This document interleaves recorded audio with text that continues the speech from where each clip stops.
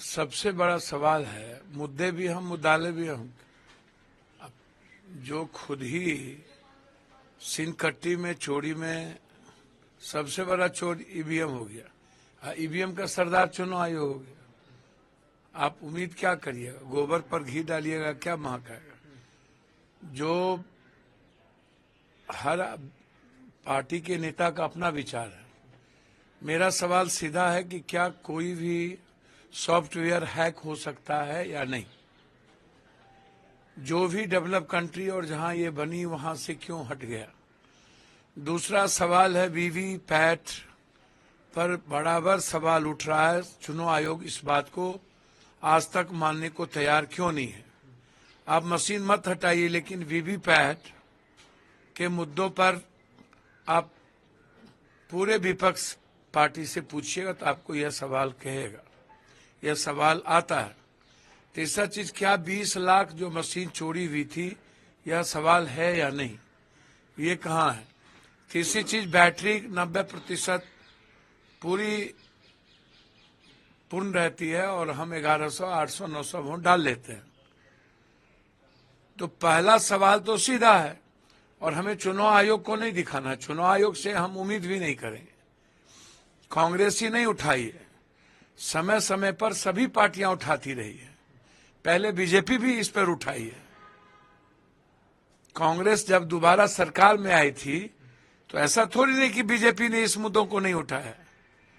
BJP भी इस मुद्दों को उठाई है और आज कांग्रेस इस मुद्दों को उठाई है। मैं सीधा जानता हूं कि चुनाव आयोग को वीवीपैट के मुद्दों पर कोई एक्सक्यूज नहीं देनी चाहिए। दूसरी चीज, जब जहां बक्सा बनी वही स्वीकार नहीं कर रहे हैं और इंटायर डेवलप कंट्री देश में डेमोक्रेसी को सेव करने के लिए इलेक्ट्रॉनिक किसी का भी सहारा नहीं लिया जा सकता। मैं सॉफ्टवेयर हैक होगा, होता रहा है, आगे भी होगा। इसीलिए मानव को हैक करना दिक्कत है। तत्काल हम किसी लोभ प्रलोभन में थोड़े देर हैक तो हो जाएंगे, लेकिन मशीन की तरह हैक नहीं हो सकता। लेकिन आप लोग अपने सीधे देखिए ना, अभिषेक जी लीडर हैं, उनको राइट है अपनी बात रखने का। जैसे उमर अब्दुल्ला साहब ने भी अपनी बात रखी है। मैं इतना जानता हूं कि उमर अब्दुल्ला जी एलाइज रहे हैं कांग्रेस के।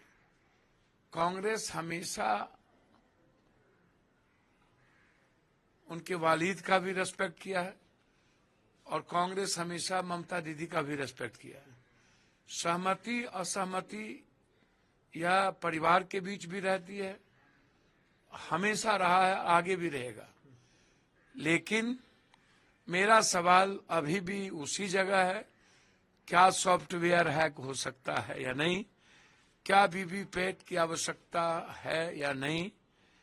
क्या 20 लाख चोरी हुई है या नहीं?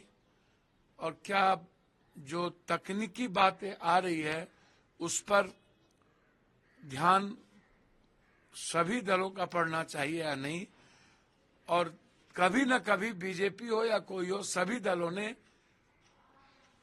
ईवीएम का विरोध किया है।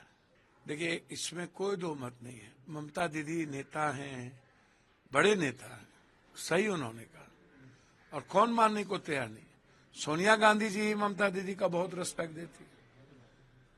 इस देश के सबसे बड़े लीडर शरद पवार जी भी है, सोनिया गांधी जी भी है। खरगे साहब बड़े लीडर नहीं है?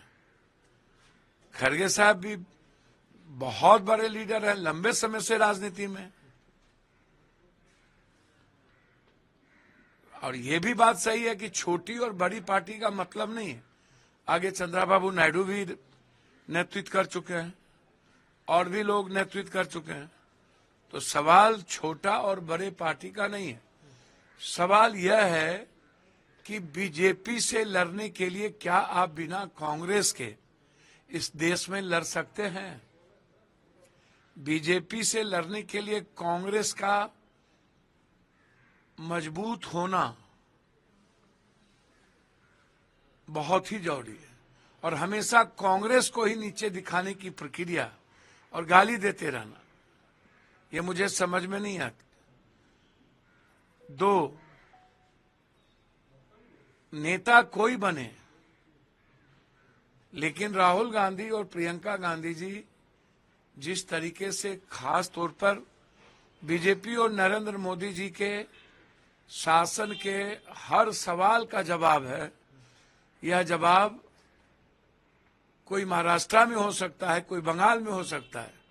इस देश में एक ही जवाब है, वह है राहुल और प्रियंका।